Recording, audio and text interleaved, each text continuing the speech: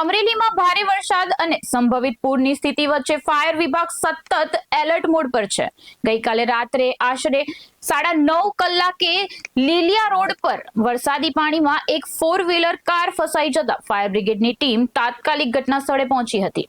Fire officer HC ગઢવીના માર્ગદર્શન હેઠળ control રૂમની પેટ્રોલિંગ ટીમે ઝડપી કાર્યવાહી કરી કારને સલામત રીતે બહાર કાઢી હતી।